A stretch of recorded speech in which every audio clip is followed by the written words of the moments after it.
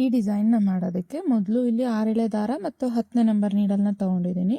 ನೋಡಿ, ಈ ಥರ ನೀಡಲ್ಗೆ ಫಸ್ಟು ದಾರಾನ ಲಾಕ್ ಮಾಡ್ಕೊಳ್ಳಿ. ಲಾಕ್ ಮಾಡ್ಕೊಂಡಾದ್ಮೇಲೆ ಈ ಥರ ರಿಂಗ್ ಮಣಿಗೆ ನೋಡಿ, ಆ ರಿಂಗ್ ಹೋಲಲ್ಲಿ ನೀಡಲ್ನ ಇನ್ಸರ್ಟ್ ಮಾಡಿ ದಾರ ಎಳೆದು ಲಾಕ್ ಮಾಡ್ಕೊಳ್ಳಿ. ನಾನು ಎಕ್ಸ್ಟ್ರಾ ದಾರಾನ ಹಿಂದೆ ರಿಂಗಿಂದ ಇಟ್ಕೊಂಡಿದ್ದೀನಿ ಗ್ರಿಪ್ಗೋಸ್ಕರ. ಓಕೆನಾ? ಈ ಥರ ಇಟ್ಕೊಂಡು ಲಾಕ್ ಮಾಡಿಬಿಟ್ಟು ಈಗ 3 ಚೈನ್ ಹಾಕ್ಕೋಬೇಕು. 1 2 3 3 ಚೈನ್ ಆದಮೇಲೆ ನೀಡಲ್ ಮೇಲೆ ಈ ಥರ 2 ಸರಿ ದಾರ ತಗೊಂಡು ರಿಂಗ್ ಒಳಗಡೆ ಇನ್ಸರ್ಟ್ ಮಾಡಿ ದಾರಾನ 2ರಿಂದ 1 2ರಿಂದ 1 ಮತ್ತೆ 2ರಿಂದ 1. ಯೂಶಲಿ ಡಬಲ್ ಕ್ರೋಶೆ ಅಂದರೆ 2ರಿಂದ 1 2ರಿಂದ 1 2 ಟೈಮ್ಸ್ ಮಾಡ್ತೀವಿ. ಇಲ್ಲಿ 3 ಟೈಮ್ಸ್ ಮಾಡಬೇಕು. ಓಕೆನಾ? ಸೊ ಇದೇ ಥರ ತ್ರಿಬಲ್ ಕ್ರೋಶೆ ಬಂದು ಒಟ್ಟು 4 ಸರಿ ಮಾಡ್ಕೋಬೇಕು.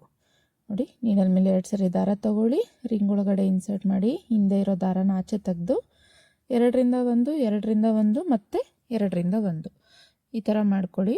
ಮತ್ತೆ ನೀಡಲ್ ಮೇಲೆ 2 ಸರಿ ದಾರ ರಿಂಗ್ ಒಳಗಡೆ ಹಾಕಿ 2ಅನ್ನು 1 ಮಾಡಿ 2ಅನ್ನು 1 ಮಾಡಿ ಮತ್ತೆ 2ಅನ್ನು 1 ಮಾಡಿ. ನೋಡಿ, ಈ ಥರ 4 ಸರಿ ನಾನು ತ್ರಿಬಲ್ ಕ್ರೋಶೆ ಹಾಕ್ಕೊಂಡಿದ್ದೀನಿ. ಈಗ 4 ಚೈನ್ ಹಾಕೋಬೇಕು.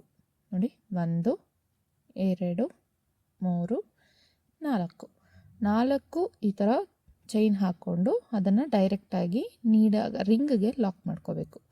ಡೈರೆಕ್ಟಾಗಿ ನೀಡಲ್ ಇನ್ಸರ್ಟ್ ಮಾಡಿ ದಾರ ಎಳೆದು 2 ಲೂಪಿಂದ ಒಂದೇ ಸರಿ ಆಚೆ ತಗೋಬೇಕು. ಸೊ ಈಗ ಇದು 1 ಪೆಟಲ್ ಆಯಿತು. ಈಗ ಇನ್ನೊಂದು ಪೆಟಲ್ ಮಾಡೋದಕ್ಕೆ ಮತ್ತೆ ನಾವು 3 ಚೈನ್ ಹಾಕ್ಕೋಬೇಕು.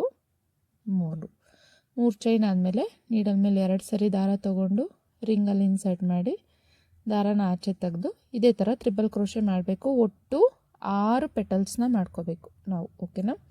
ಸೊ ಪ್ರತಿ ಪೆಟಲಲ್ಲೂ ನೀವು 4 ಸರಿ ತ್ರಿಬಲ್ ಕ್ರೋಶೆ ಮಾಡ್ತೀರಾ. 3 ಚೈನ್ ಮತ್ತು 4 ಚೈನಿಂದ ಎಂಡ್ ಮಾಡ್ತೀರಾ. 3 ಚೈನಲ್ಲಿ ಶುರು ಮಾಡಿ 4 ತ್ರಿಬಲ್ ಕ್ರೋಶೆ ಮಾಡಿ ಮತ್ತು 4 ಚೈನಲ್ಲಿ ಎಂಡ್ ಮಾಡ್ತೀರಾ. ವಿಡಿಯೋನ ಗೊತ್ತಾಗಲಿಲ್ಲ ಅಂದರೆ ಪ್ಲೇಬ್ಯಾಕ್ ಸ್ಪೀಡ್ನ ಇನ್ನೂ ಸ್ಲೋ ಆಗಿ ಇಟ್ಕೊಂಡು ಕೂಡ ನೀವು ನೋಡ್ಬೋದು. ನಾನು ಆದಷ್ಟು ಸ್ಲೋ ಆಗಿ ಹೇಳ್ಕೊಡೋಕ್ಕೆ ಟ್ರೈ ಮಾಡಿದ್ದೀನಿ.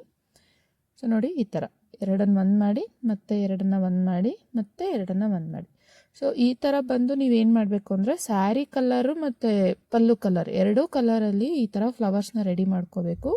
ಒಂದೊಂದು ಕಲರಲ್ಲೂ ನೀವು 7 ಫ್ಲವರ್ಸ್ನ ರೆಡಿ ಮಾಡ್ಕೋಬೇಕು. 1 ಇಲ್ಲ 2 ಎಕ್ಸ್ಟ್ರಾ ಮಾಡಿಟ್ಕೊಳ್ಳಿ. ಯಾಕಂದರೆ ನಾನು ಹಾಕೋ ಸ್ಟಿಚ್ಚಿಗೂ ನೀವು ಹಾಕೋ ಸ್ಟಿಚ್ಚಿಗೂ ಡಿಫ್ರೆನ್ಸ್ ಇರುತ್ತೆ, ಅದಕ್ಕೋಸ್ಕರ. ಓಕೆನಾ? ಸೊ ನೋಡಿ, 4 ಚೈನ್ನ ಹಾಕಿ ಎಂಡ್ ಮಾಡಿದ್ದೀನಿ. ಮತ್ತು ಇಲ್ಲಿ 3 ಚೈನ್ನ ಹಾಕಿ ಮತ್ತು ಇನ್ನೊಂದು ಪೆಟಲ್ನ ಮಾಡ್ಕೋತಾ ಇದ್ದೀನಿ. ಸೊ ಇದೇ ಥರ ಒಟ್ಟು 6 ಪೆಟಲ್ ಮಾಡ್ಕೋಬೇಕು. ಓಕೆನಾ? ನೋಡಿ, ಇದು ಕೊನೆ ಪೆಟಲ್, 6ನೇ ಪೆಟಲು. ಇದನ್ನು ನಾನು 4 ಚೈನ್ನ ಹಾಕಿ 3 4 4 ಚೈನನ್ನು ಹಾಕಿ ಅದನ್ನು ರಿಂಗ್ಗೆ ಲಾಕ್ ಮಾಡ್ಕೋತಾ ಇದ್ದೀನಿ. ಸೊ ನಾವು ಸ್ಟಾರ್ಟಿಂಗ್ ಎಲ್ಲಿ ಲಾಕ್ ಮಾಡಿರ್ತೀವಲ್ಲ ಸ್ವಲ್ಪ ದಾರ ಬಿಟ್ಟು ಅದೇ ಜಾಗದಲ್ಲೇ ಎಂಡ್ ಆಗುತ್ತೆ ಇದು ಬರ್ತಾ. ಇದು ಎಂಡ್ ಆದಮೇಲೆ ಒಟ್ಟು 6 ಪೆಟಲ್ ಇದೆಯಾ ಕರೆಕ್ಟಾಗಿ ನೋಡಿಕೊಂಡು ಆಮೇಲೆ ದಾರನ ಕಟ್ ಮಾಡ್ಕೊಳ್ಳಿ.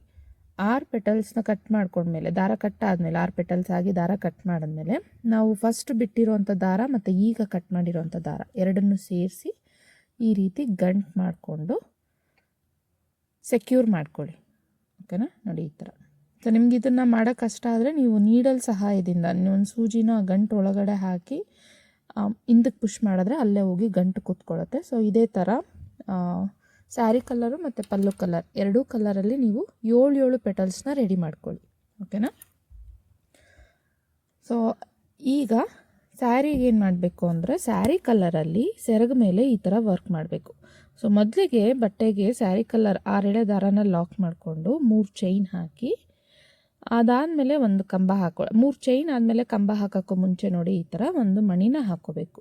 ನೀಡಲ್ಲು ದಾರದ ಜೊತೆನೇ ಇರಬೇಕು. ಈಗ ಮಣಿ ಹಾಕ್ಕೊಂಡು ನೀಡಲ್ ಮೇಲೆ ದಾರ ತೊಗೊಂಡು ಪಕ್ಕದಲ್ಲೇ ಬಟ್ಟೆ ಪಕ್ಕದಲ್ಲಿ ಚುಚ್ಚಿಬಿಟ್ಟು ನೋಡಿ 2ಅನ್ನು 1 ಮಾಡಬೇಕಾದ್ರೇ ಮಣಿನೂ ಸೇರಿಸಿ 1 ಮಾಡ್ಕೊಳ್ಳಿ. ಈ ಥರ ಈ ಪ್ರೋಸೆಸ್ಸು ಸ್ವಲ್ಪ ಟ್ರಿಕ್ಕಿ ಅನಿಸುತ್ತೆ ನಿಮಗೆ, ಬಟ್ 1 2 ಮಾಡಿದ ತಕ್ಷಣ ನಿಮ್ಗೆ ಈಸಿ ಅನಿಸುತ್ತೆ. ಓಕೆನಾ? ಅದಾದಮೇಲೆ ಇನ್ನೂ 2 ಲೂಪನ್ನು 1 ಮಾಡ್ಕೊಳ್ಳಿ. ಅದಾದಮೇಲೆ ಒಂದು ಪ್ಲೇನ್ ಕಂಬ ಹಾಕ್ಕೊಳ್ಳಿ ಪಕ್ಕದಲ್ಲಿ. ಸೊ ಸ್ಟಾರ್ಟಿಂಗ್ ಮಾತ್ರ 3 ಚೈನ್ ಹಾಕಿ ಇದನ್ನು ಮಾಡಬೇಕು. ಇದಾದಮೇಲೆ 1 ಚೈನ್ ಹಾಕಿ ಮತ್ತು ನೀಡಲ್ ಮೇಲೆ ದಾರ ತೊಗೊಂಡು ಅದು ಎಲ್ಲಿಗೆ ಬರುತ್ತೆ ನೋಡಿ ಅಲ್ಲಿಗೆ ಕರೆಕ್ಟಾಗಿ ಹತ್ರಕ್ಕೆ ಬರುತ್ತೆ, ಸ್ವಲ್ಪ ದೂರ ಏನು ಬರೋಲ್ಲ, ನೀವು ನೋಡ್ತಿರ್ಬೋದು. ಸೊ ಇದೇ ಥರನೇ ಕಂಟಿನ್ಯೂ ಆಗುತ್ತೆ. ಕಂಬ ಹಾಕ್ಬಿಟ್ಟು ಕಂಬ ಆದಮೇಲೆ ಒಂದು ಮಣಿ ಹಾಕಿ ನೀಡಲ್ ಮೇಲೆ ದಾರ ತೊಗೊಂಡು ಪಕ್ಕದಲ್ಲೇ 2ಅನ್ನು 1 ಮತ್ತು 2ಅನ್ನು 1 ಮಾಡಿ ಆಮೇಲೆ ಒಂದು ಪ್ಲೇನ್ ಕಂಬ ಹಾಕಬೇಕು. ಓಕೆನಾ. ಏನಕ್ಕೆ ಈ ಥರ ನಾವು ಒಂದು ಚೈನ್ ಗ್ಯಾಪ್ ಇಡ್ತಾ ಇದ್ದೀನಿ ಅಂದರೆ ಸ್ವಲ್ಪ ನಮಗೆ ಗೊತ್ತಾಗಲಿ ಅಂತ, ಎಷ್ಟು ಕಂಬಕ್ಕೆ ನಾವು ಮಣಿ ಹಾಕಬೇಕು ಅಂತ ಗೊತ್ತಾಗಲಿ ಅನ್ನೋದಕ್ಕೋಸ್ಕರ ಒಂದು ಚೈನ್ನ ನಾನು ಹಾಕಿ ಗ್ಯಾಪ್ ಇಡ್ತಾ ಇದ್ದೀನಿ. ಇನ್ನು ಈ ಥರ ಅಟ್ಯಾಚ್ ಮಾಡೋದು ಹೇಗೆ, ಸ್ಯಾರಿ ಫುಲ್ಲು ಹಾಗೆ ಕಂಟಿನ್ಯೂ ಆಗುತ್ತೆ. ಕಂಬ ಹಾಕ್ಕೊಂಡು ಮಣಿ ಹಾಕ್ಕೊಂಡು ಮತ್ತೆ ಕಂಬ ಹಾಕಿ ಒಂದು ಚೈನ್ ಹಾಕಿ ಮತ್ತೆ ಕಂಬ ಹಾಕ್ಕೊಂಡೇ ಮಾಡಬೇಕು.